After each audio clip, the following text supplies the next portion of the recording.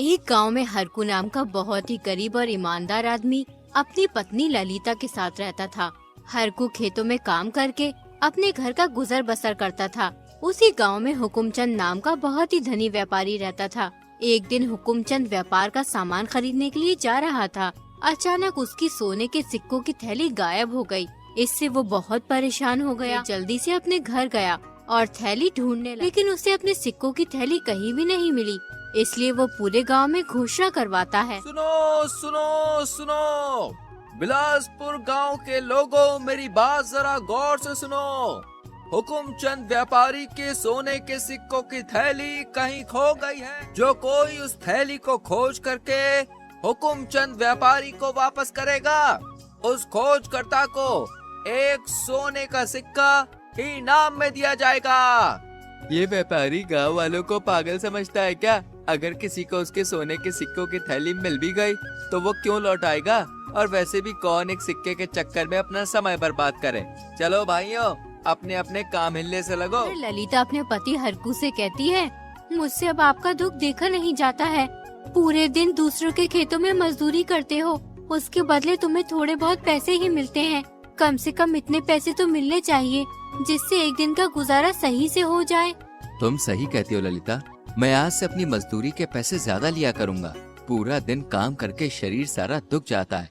इतनी मेहनत के बाद भी ढंग का खाना नहीं मिलता है। आज से मैं अपनी मजदूरी ज्यादा लिया करूंगा, चाहे अपना कोई काम करवाए या ना करवाए। तभी एक जमींदार हरकू के घर आता है। वो हरकू से कहता है, हरको, मैं तुम्हारे पास इसलिए आया हूँ, वो जो मेरे पास वाले गांव में 2 बीघा जमीन है, उसे तुम्हें जोतना है। मैं 2-3 दिन के लिए किसी काम से जा रहा हूँ। जब तक मैं वापस आऊँ तब तक तुम उस जमीन को जोत देना। पैसे मैं तुम्हें वापस लौट कर दे दूंगा। जमींदार जी, जमीन तो मैं जोत दूंगा, लेकिन एक परेशानी है। क्या परेशानी है हरको? जरा मुझे भी तो पता चले। दरअसल जमींदार जी, एक दिन की मजदूरी के मुझे जितने पैसे मिलते हैं उतने में एक समय का खाना भी सही से नहीं बन पाता है। इसलिए मैंने आज से अपनी मजदूरी के पैसे बढ़ा दिए। अब से मैं एक दिन की मजदूरी के 5 चांदी के सिक्के लिया करूंगा। 5 चांदी के सिक्के? वो भी एक दिन की मजदूरी के? अरे 2 चांदी के सिक्कों से सीधा 5 सिक्कों पे आ गए। किसी को नहीं करवाना तुमसे काम। मैं तुम्हें जानता हूँ, बस इसलिए तुम्हारे पास आ गया हूँ। वरना भतेरे मजदूर हैं जो एक सिक्के में पूरे दिन काम करने के लिए तैयार है। इतने सिक्के मैं नहीं दे पाऊंगा, किसी और से करवा लूंगा काम। अब तुम अपने घर बैठकर आराम करो। बताओ तो सही, लूट मार करने के क्या क्या नए तरीके निकाल लिए हैं लोगों ने। जमींदार हरकू को उल्टा सीधा कहकर वहाँ से चला जाता है। हरकू अपनी पत्नी से कहता है, देखा ललिता, 5 चांदी के सिक्कों का काम सुनकर जमींदार कैसे काली पीली आंख दिखा रहा था। मैं इसलिए अपनी मजदूरी के पैसे नहीं बढ़ाता हूँ। बहुत से मजदूर हैं जो एक सिक्के में पूरे दिन काम करने के लिए तैयार हैं। लेकिन तुम बहुत मेहनत से काम करते हो। 5 दिन के काम को एक ही दिन में कर देते हो, इसलिए तो हर कोई अपना काम तुमसे करवाता है। मैं तो कहती हूँ, अगर लोगों को 5 चांदी के सिक्के ज्यादा लगते हैं तो कम से कम 4 सिक्के तो लेने ही चाहिए एक दिन की मजदूरी के। 4 सिक्कों में हमारे घर का एक दिन का गुजारा आराम से हो जाएगा। ठीक है ललिता, आज से मैं अपनी एक दिन की मजदूरी के 4 चांदी के सिक्के लिया करूँगा। अब मैं चलता हूँ, कहीं काम मिल जाएगा तो घर का थोड़ा बहुत सामान ले आऊंगा। हरकू काम की तलाश में निकल जाता है।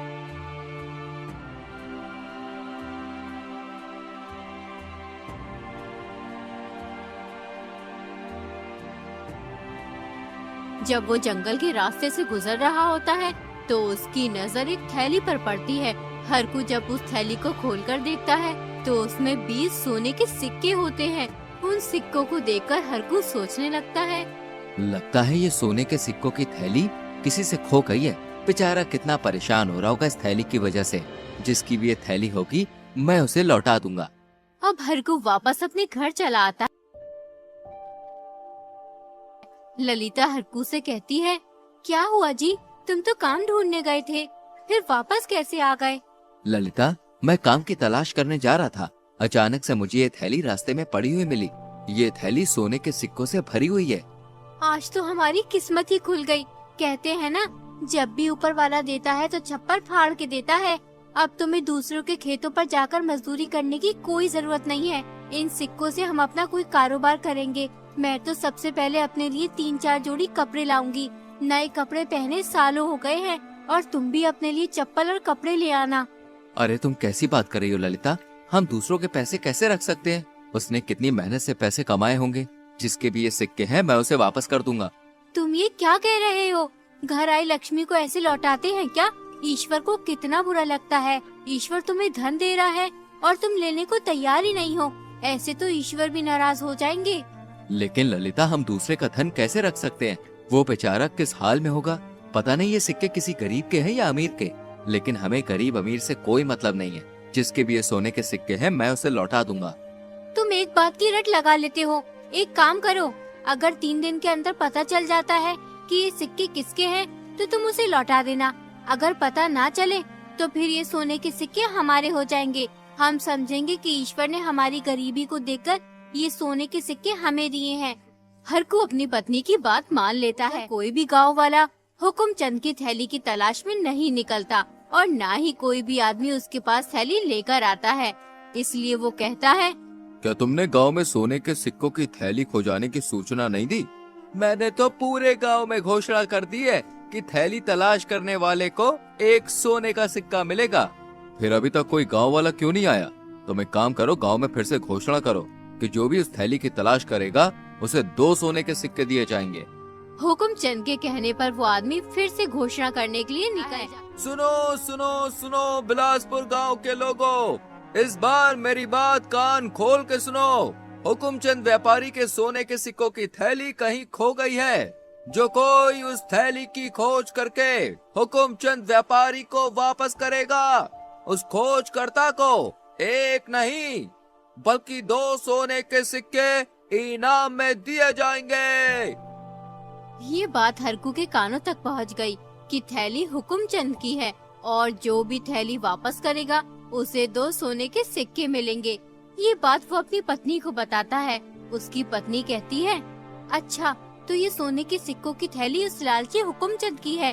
वो तो एक नंबर का बदमाश है। हम उसे थैली नहीं लौटाएंगे। उसे क्या पता कि थैली हमारे पास है। नहीं ललिता, हमें ऐसा नहीं करना चाहिए। चाहे हुकुमचंद जैसा भी हो, हमें इस बात से कोई मतलब नहीं है। हमें किसी के साथ ऐसा बर्ताव नहीं करना चाहिए। ये सिक्के किसी की मेहनत की कमाई है, इसलिए हमें ये सिक्के लौटा देने चाहिए। चाहे वो कितना भी बुरा हो, हमें हमेशा अपनी ईमानदारी से काम लेना चाहिए। अगर हम अपनी ईमानदारी से दूर हो गए तो हम खुद भी बुरे बन जाएंगे ना।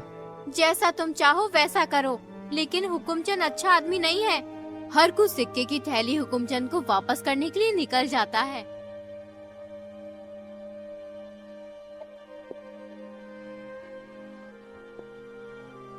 सेठ जी, मेरा नाम हरकू है।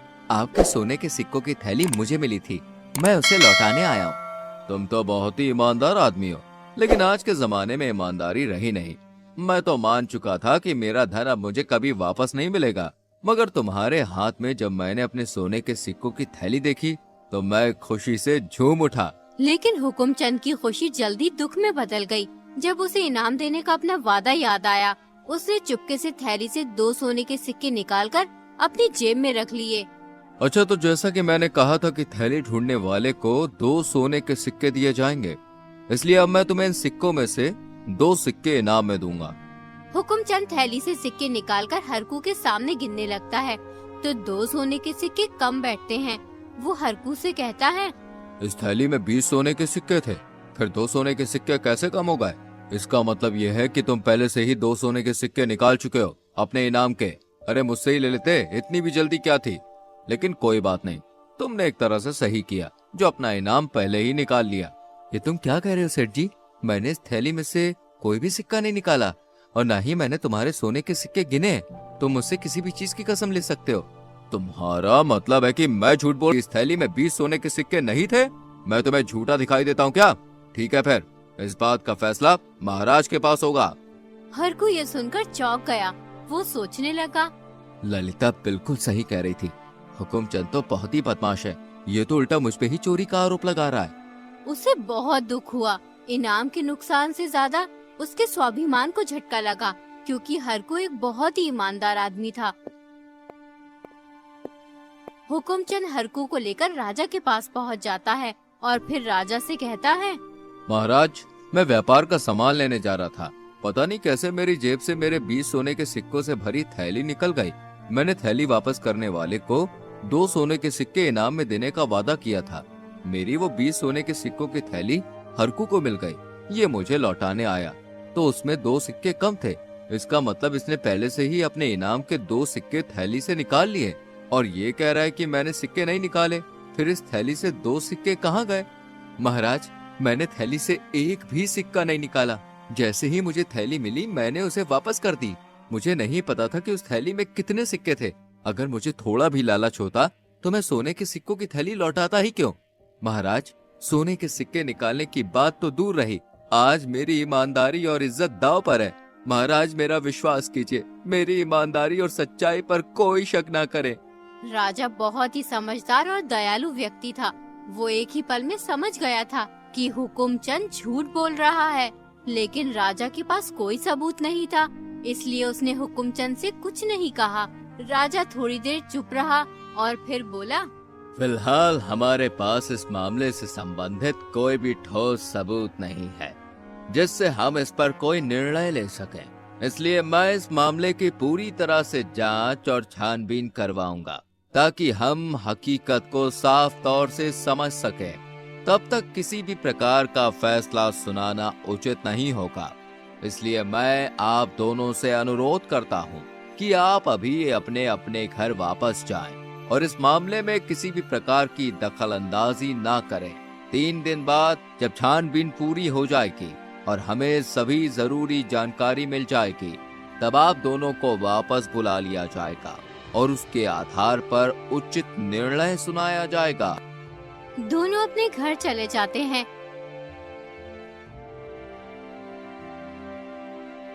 हरकू की पत्नी ललिता हरकू का नहीं होती है।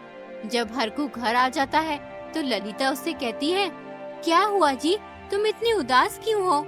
ललिता, तुम बिल्कुल सही कह रही थी। वो हुकुमचंद एक नंबर का बदमाश है। उसने मुझे इनाम देने के बजाय मुझ पर थैली से 2 सोने के सिक्के निकालने का इल्जाम लगा दिया और राजा के पास ले गया। आज मुझे बहुत दुख हुआ। क्या इस तरह से हमें अपने ईमानदार होने का खामियाजा भुगतना पड़ेगा? मैंने तो आपसे पहले ही कहा था उस मरदूत के सिक्के मत लौटाओ, लेकिन तुम रहे अपनी ईमानदारी के चक्कर में। देख लिया ईमानदारी का नतीजा। हुकुमचंद पूरे गांव में अफवाह फैला देता है कि हरकू ने लालच में आकर हुकुमचंद की थैली से 2 सोने के सिक्के निकाल लिए, लेकिन कोई भी इस अफवाह पर यकीन नहीं करता है। सभी को पता होता है कि हरकू बहुत ही ईमानदार आदमी है, वो कभी ऐसा नहीं कर सकता। जबकि पूरे गांव वालों को पता था कि हुकुमचंद बहुत ही धोखेबाज है। अभी 2 गांव वाले हरकू के घर आते हैं।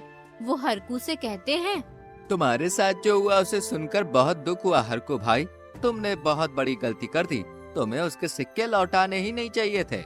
ये सही कह रहा है हरकू। मैंने उस हुकुमचंद के यहाँ 10 दिन काम किया था और जब पैसे देने का समय आया तो उसने मुझसे कहा कि तुमने काम ही क्या किया है जिसके मैं तुम्हें पैसे दूं। उसने मुझे एक भी पैसा नहीं दिया भाई। वो बात याद करके मुझे बड़ा गुस्सा आता है। मन करता है कि उस जालिम का सर फोड़ दूं जाके, लेकिन मैं मजबूर हूँ। गरीब की कौन सुनता है। आज के जमाने में जिसके पास पैसा है उसी की सब सुनते हैं। अब मैं क्या करूं? मेरे तो कुछ भी समझ में नहीं आ रहा। मैं महाराज को कैसे बताऊं कि हुकुमचंद झूठ बोल रहा है? अरे मैंने कोई सिक्के नहीं निकाले। तुम परेशान ना हो हरकू, महाराज बहुत ही दयालु है। वो किसी भी बेकसूर को सजा नहीं देते हैं। ईश्वर ने चाहा तो हुकुमचंद को उसके करे की सजा जरूर मिलेगी। यूं ही 3 दिन बीत जाते हैं। राजा दोनों को दरबार में बुलाते हैं और उनसे कहते हैं, हुकुमचंद, तुम मुझे एक बात बताओ। तुमने कहा था कि तुम्हारी 20 सोने के सिक्कों की थैली खो गई थी, तो फिर ये 18 सोने के सिक्कों वाली थैली तुम्हारी कैसे हो सकती है? तुम अपने घर वापस जाओ और अपनी 20 सोने के सिक्कों वाली थैली का इंतजार करो। अगर फिर भी वो थैली ना मिली तो उसे तलाश करवाओ। और हरकू, तुम्हें 18 सोने के सिक्कों वाली थैली मिली है, इसलिए जिसकी भी ये थैली है वो तुमसे लेने आएगा। तुम उस थैली के मालिक का इंतजार करो। अगर वो 1 महीने के अंदर अपनी थैली नहीं लेने आता है तो फिर ये सोने के सिक्कों की थैली तुम्हारी हो जाएगी। फिर तुम जैसे चाहे वैसे खर्च कर सकते हो या फिर इन सिक्कों से कोई कारोबार कर सकते हो। राजा का फैसला सुनकर हुकुमचंद गुस्से से आग बबूला हो गया और मन ही मन राजा को कोसने लगा। लेकिन गिरफ्तार होने के डर से उसकी कुछ कहने की हिम्मत ही नहीं हुई, इसलिए वो चुपचाप बगैर कुछ कहे अपने घर चला गया।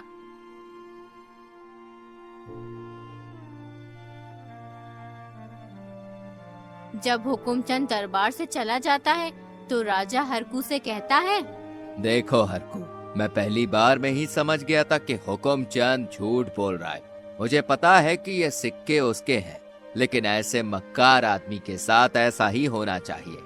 हमेशा याद रखना, एक ईमानदार आदमी असल में बहुत अमीर होता है, चाहे वो कितना ही गरीब क्यों ना हो।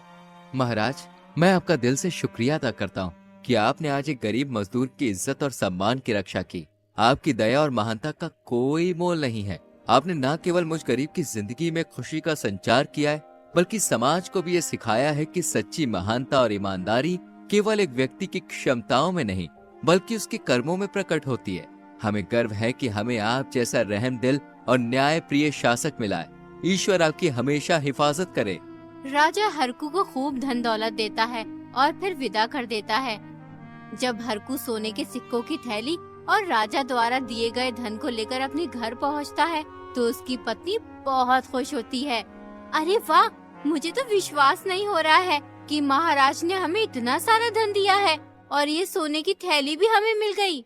ये सब महाराज की न्यायप्रियता और महानता का परिणाम है, लेकिन मुझे लगता है कि हमें ये सोने के सिक्के हुकुमचंद को वापस कर देने चाहिए, क्योंकि उसे अपने लालच की सजा मिल गई है।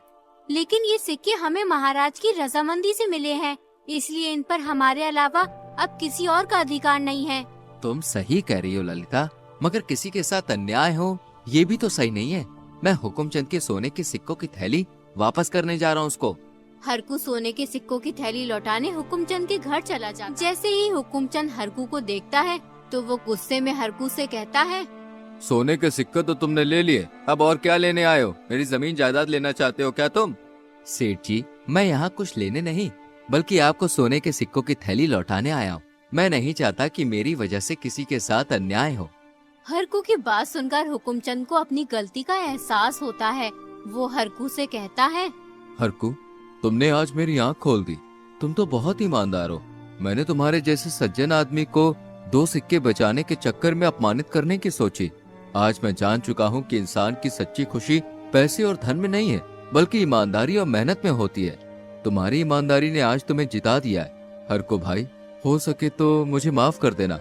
वैसे मैं तुमसे माफी मांगने के लायक भी नहीं हूँ। अरे ऐसा मत कहिए सेठ जी, आपको अपनी गलती का एहसास हो गया, यह आपके लिए सबसे बड़ी माफी है। उसके बाद हुकुमचंद कसम खा लेता है कभी किसी के साथ धोखाधड़ी, बेईमानी और जुल्म नहीं करेगा।